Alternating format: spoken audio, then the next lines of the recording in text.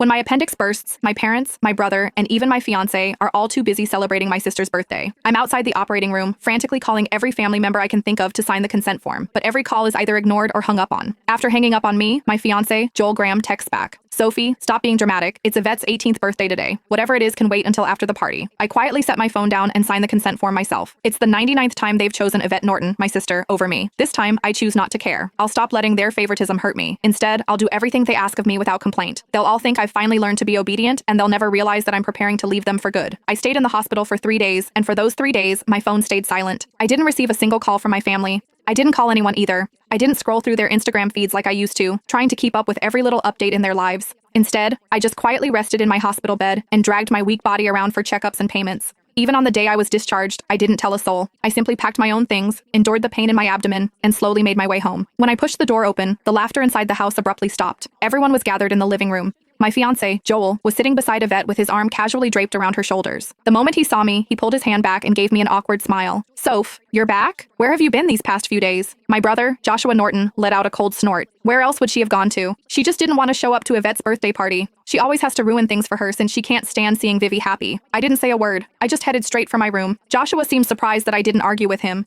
Normally, whenever he accused me of being selfish, I would break down in tears and desperately defend myself. But this time, I'd kept quiet. My mom rushed over to me with a glass of juice. "Sophia, we were so busy with Vivi's birthday the other day that we missed your calls. Don't be mad at us, okay?" She placed a glass of mango juice in my hand. Although my heart had long since stopped expecting anything, it still ached faintly. I was allergic to mangoes, but Yvette loved them. There was always mango-flavored food and drinks in the house because of that. But no matter how many times I reminded them, no one ever remembered that I couldn't have mangoes. I handed the glass back to Mom and quietly stepped back. "I'm not mad. I'll just go to my room." Just as I turned around, a loud noise came from the living room. Dad abruptly stood up and slammed his hand on the table. He screamed, "Why have you been walking around with that sour face ever since you came in? Your mother already apologized and even gave you your favorite drink. What's with that attitude? It looks like we've spoiled you too much." My heart twisted, and even breathing hurt.